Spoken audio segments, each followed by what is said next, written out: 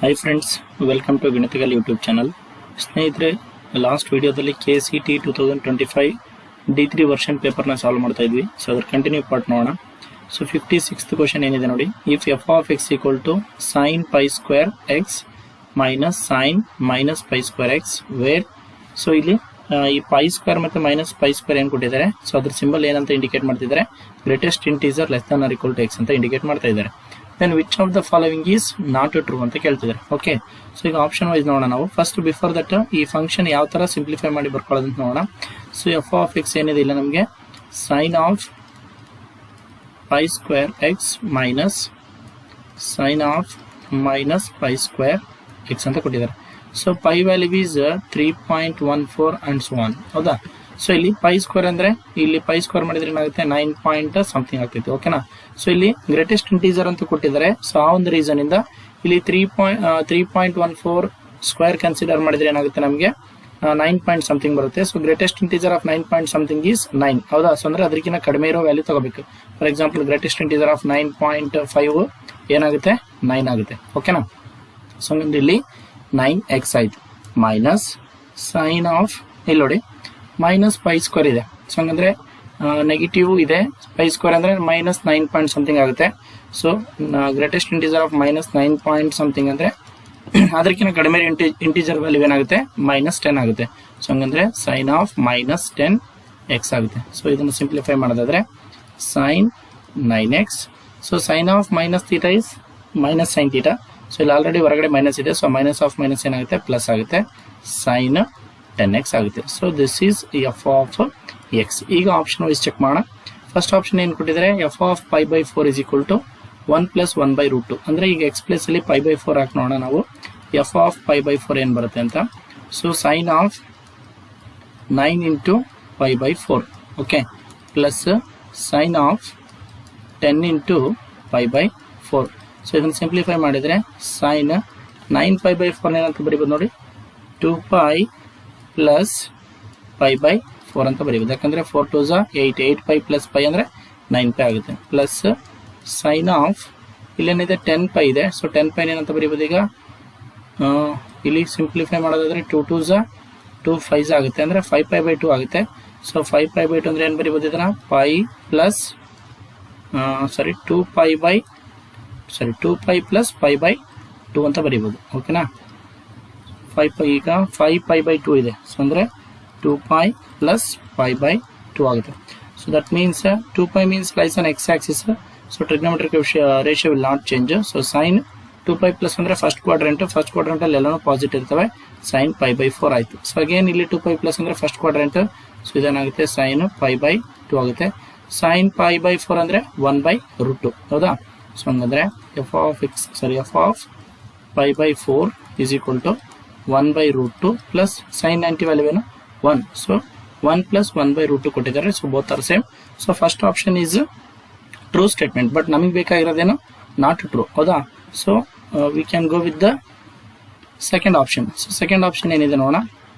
F of pi is equal to -1 ಆಯ್ತು. Okay, so second option ಇಲ್ಲಿ ಏನು ಮಾಡೋಣ ಈಗ, let us call this as equation 1. ಇದರಲ್ಲಿ ಪೈ ರೀಪ್ಲೇಸ್ ಮಾಡೋಣ. ಅವಾಗ ಏನಾಗುತ್ತೆ ನೋಡಿ, f of pi is equal to sine 9 pi plus sine 10 pi. So sine multiples of n pi is always 0. So ಇದ್ರ ವ್ಯಾಲ್ಯೂ 0 ಆಯಿತು. ಸೈನ್ 10 ಪೈ ವ್ಯಾಲ್ಯೂ ಕೂಡ 0 ಆಯಿತು. 0 plus 0 ಅಂದರೆ 0 ಆಯಿತು. So F of pi is equal to 0.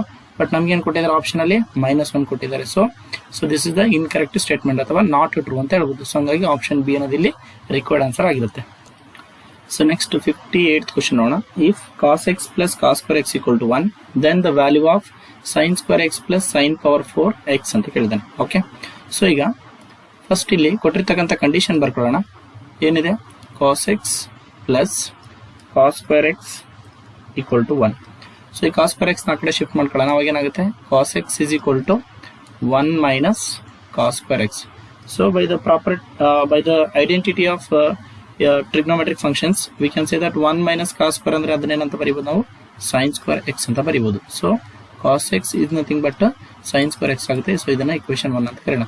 So ನಮಗೆ ಕೇಳಿರೋ value ಏನಿಲ್ಲಿ sine square X plus sine power 4x. Okay, ಇಲ್ಲಿ ನೋಡಿ sin ಸ್ಕ್ವೇರ್ ಎಕ್ಸ್ ಇದೆ. ಸೊ sin ಸ್ಕ್ವೇರ್ ಎಕ್ಸ್ ಏನಂತ ಬರೀಬಹುದು ನಾವು cos x ಅಂತ ಬರೀಬಹುದು. So cos x plus sin power 4x ಏನಂತ ಬರೀಬಹುದು sin square X whole square ಅಂತ ಬರೀಬಹುದು.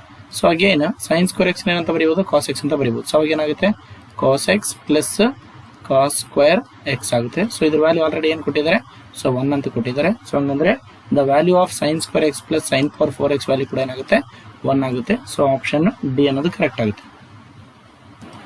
ಸೊ ನೆಕ್ಸ್ಟ್ ಕ್ವೆಶ್ಚನ್ ನಂಬರ್ 59 ನೋಡೋಣ. The mean deviation about the mean for the data. So ಇಲ್ಲಿ ಸಮ್ ಅಬ್ಸರ್ವೇಷನ್ಸ್ ಕೊಟ್ಟಿದ್ದಾರೆ. ಸೊ ಫಸ್ಟ್ ಏನ್ ಫೈಂಡ್ ಔಟ್ ಮಾಡ್ಕೊಳ್ಳೋಣ, ಮೀನ್ find out ಮಾಡೋಣ. ಸೊ ಮೀನ್ ಹೆಂಗೆ ರೆಪ್ರೆಸೆಂಟ್ ಮಾಡ್ತೀವಿ ಎಕ್ಸ್ ಬಾರ್. ಓಕೆ, ಸೊ ಇವೆಲ್ಲನ ಆಡ್ ಮಾಡೋಣ. 4 plus 7 plus 8 plus 9 plus 10 plus 12 plus 13 plus 17 whole divided by total ಎಷ್ಟು ನಂಬರ್ಸ್ ಇದಾವೆ 8 ನಂಬರ್ಸ್ ಇದಾವೆ. ಸೊ ಇದನ್ನೆಲ್ಲ ಆಡ್ ಮಾಡಿದ್ರೆ ಎಷ್ಟು ಬರುತ್ತೆ ನೋಡಿ, 11 19 28 38 48 50 63 73 80 ಬರುತ್ತೆ. So 80 divided by 8, so that is nothing but 10. So this is mean. Okay, so ನಮಗೇನು ಬೇಕು, mean deviation about the mean. So ಏನಿದೆ formula, mean deviation about the mean, mean deviation about mean. Okay, about mean. So ಇದು ಬಂದ್ಬಿಟ್ಟು 1/n into summation of modulus of xi minus x bar. Okay, so ಇಲ್ಲಿ xi ಅಂದ್ರೆ ಕೊಟ್ಟಿರ್ತಕ್ಕಂಥ observations, x bar ಅಂದ್ರೆ mean value already find out ಮಾಡ್ಕೊಂಡಿದ್ದೀವಿ. So modulus ಇದೆ, so ಹಂಗಂದ್ರೆ ಪ್ರತಿಯೊಂದು ಅಬ್ಸರ್ವೇಷನ್ ಇಂದ 10 ಅನ್ನ ಸಬ್ಟ್ರಾಕ್ಟ್ ಮಾಡಬೇಕು. ಮಾಡ್ಯುಲಸ್ ಇರೋದಕ್ಕೋಸ್ಕರ ಪಾಸಿಟಿವ್ ವ್ಯಾಲ್ಯೂ ಬರೀಬೇಕು. ಸೊ ಇಲ್ಲಿ n ಅಂದ್ರೆ ನಂಬರ್ ಆಫ್ ಅಬ್ಸರ್ವೇಷನ್. ಸೊ ಎಷ್ಟಿದೆ ಅಬ್ಸರ್ವೇಷನ್ಸ್ 8 ಇದಾವೆ. ಸೊ 1/8 ಆಯ್ತು. ಸೊ ಈಗ ನೋಡೋಣ, ಫಸ್ಟ್ ಅಬ್ಸರ್ವೇಷನ್ ಏನಿದೆ 4 ಮೈನಸ್ 10 ಅಂದ್ರೆ -6 ಬರುತ್ತೆ. ಮಾಡ್ಯುಲಸ್ ಇರೋದಕ್ಕೋಸ್ಕರ +6 ತಗೋಬೇಕು. ನೆಕ್ಸ್ಟ್ 7 ಮೈನಸ್ 10 ಅಂದ್ರೆ -3 ಬರುತ್ತೆ, +3 ತಗೋಬೇಕು. ದೆನ್ 8 ಮೈನಸ್ 10 ಅಂದ್ರೆ -2 ಬರುತ್ತೆ, +2 ತಗೊಳ್ಳೋಣ. ದೆನ್ 9 ಮೈನಸ್ 10 ಅಂದ್ರೆ -1 ಬರುತ್ತೆ, +1 ತಗೊಳ್ಳೋಣ. ಸೊ 10 ಮೈನಸ್ 10 0 ಬಿಟ್ಬಿಡಿ. ದೆನ್ 12 ಮೈನಸ್ 10 ಅಂದ್ರೆ 2 ಆಯ್ತು, ಪ್ಲಸ್ 13 ಮೈನಸ್ 10 ಅಂದ್ರೆ 3 ಆಯ್ತು, ಪ್ಲಸ್ 17 ಮೈನಸ್ 10 ಅಂದ್ರೆ 7 ಆಯ್ತು. ಓಕೆ, ಸೊ ಇದನ್ನು ಸಿಂಪ್ಲಿಫೈ ಮಾಡೋಣ. 1/8 ಇಂಟು, ಸೊ 6 ಪ್ಲಸ್ 3 ಅಂದ್ರೆ 9, 9 ಪ್ಲಸ್ 1 10, 12 14 17, 17 ಪ್ಲಸ್ 7 ಅಂದ್ರೆ 24 ಆಯ್ತು. So 8 1s 8 3s. ಸೊ ಹಂಗಾಗಿ ಮೀನ್ ಡಿವಿಯೇಷನ್ ಅಬೌಟ್ ಮೀನ್ ವ್ಯಾಲ್ಯೂ ಏನು ಬರುತ್ತೆ 3 ಬರುತ್ತೆ. So that is option D is correct. So next question number 16 ನೋಡೋಣ. A random experiment has 5 outcomes W1, W2, W3, W4 and W5. The probabilities of the occurrence of the outcomes W1, W2, W4 and W5 are respectively 1/6, A, B and 1/12 such that 12A plus 12B minus 1 equal to 0 ಅಂತ ಕೊಟ್ಟಿದ್ದಾರೆ. Then the probability of the occurrence of outcome W3 ಕೇಳಿದ್ದಾರೆ. Okay, so ಈಗ ಇಲ್ಲಿ ಏನೇನು ಕೊಟ್ಟಿದ್ದಾರೆ, probability of W1, W2, next W4, W5 ಕೊಟ್ಟಿದ್ದಾರೆ. So which are 1/6 A, B and 1/12. So probability of W3 ಕೊಟ್ಟಿಲ್ಲ, so ಅದನ್ನ ನಾವು ಫೈಂಡ್ ಔಟ್ ಮಾಡಬೇಕು. ಪ್ರೊಬಾಬಿಲಿಟಿ ಆಫ್ W3 ಏನಂತ ಬರೆಯೋಣ, ನಾನು ಸಿ ಅಂತ ಬರ್ಕೊಂತೀನಿ. ಓಕೆನಾ. ಸೊ ಈಗ always sum of the probabilities must be equal to 1 ಆಗಬೇಕು. ಓಕೆ, ಸೊ ಇಲ್ಲಿ ಏನಿದೆ ಈವೆಂಟ್ಸ್ 5 ಔಟ್ಕಮ್ಸ್ ಇದಾವೆ. ಸೊ ಅದನ್ನೆಲ್ಲ ಪ್ರೊಬಾಬಿಲಿಟಿನ ಆಡ್ ಮಾಡಿದ್ರೆ 1 ಬರ್ಬೇಕು ನಮಗೆ. ಅಂದ್ರೆ probability of W1 plus probability of W2 plus probability of W3 plus probability of W4 plus probability of W5 is equal to 1 ಆಗಬೇಕು. ಹೌದಾ. So this is the property of the probability, right.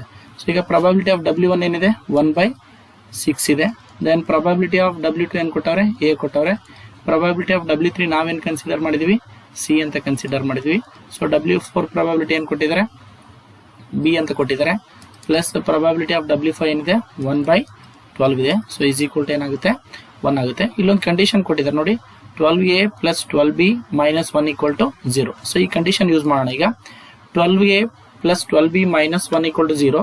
Suppose if you divide 12 on both sides, so ಅವಾಗ ಏನಾಗುತ್ತೆ ನೋಡಿ, ನಮಗೆ A plus B minus 1/12 is equal to 0 ಆಗುತ್ತೆ. ಹೌದಾ.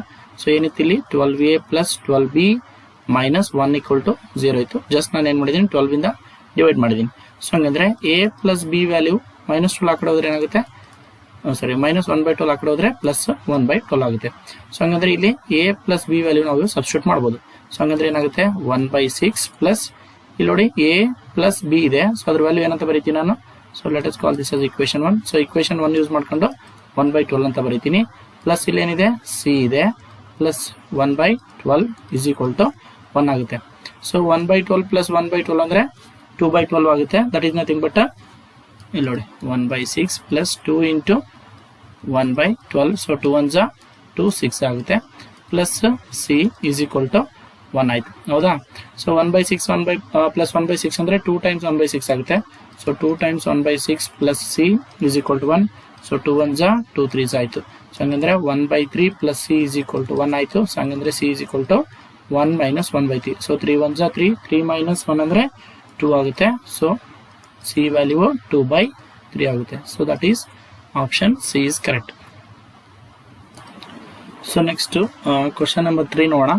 Let the functions F and G B F from 0, π/2 to r given by f of x equal to sin x and g from 0 to π/2 to r given by g of x equal to cos x where r is set of all real numbers. So ಇಲ್ಲಿ ಎರಡು statement ಕೊಟ್ಟಿದ್ದಾರೆ. ಏನು first statement F and G are 1 1, second statement F plus G is 1 1. Which of the following is correct ಅಂತ ಕೇಳಿದ್ದಾರೆ. Okay, ಇಲ್ಲಿ ನೋಡಿ first quadrant ಇಂದ set of all real ನಂಬರ್ಸ್ಗೆ ಡಿಫೈನ್ ಮಾಡಿದ್ದಾರೆ. ಸೊ ಈಗ ಸೈನ್ ಫಂಕ್ಷನ್ ಮತ್ತೆ ಕಾಸ್ ಫಂಕ್ಷನ್ ಗ್ರಾಫ್ ಗೊತ್ತಿರಬೇಕು ನಮಗೆ. Suppose this is 0, this is π/2. So sine graph ಹೆಂಗೆ ಬರುತ್ತೆ? Sign 0 is 0, suppose it is 1 ಅಂತ ಕನ್ಸಿಡರ್ ಮಾಡೋಣ. ಸೊ ಸೈನ್ 0 ಇಂದ 90ಗೆ ಹೋದರೆ 0 to 1ಗೆ ಇನ್ಕ್ರೀಸ್ ಆಗುತ್ತೆ graph. So this is for sine X. Okay, F of X equal to sine X.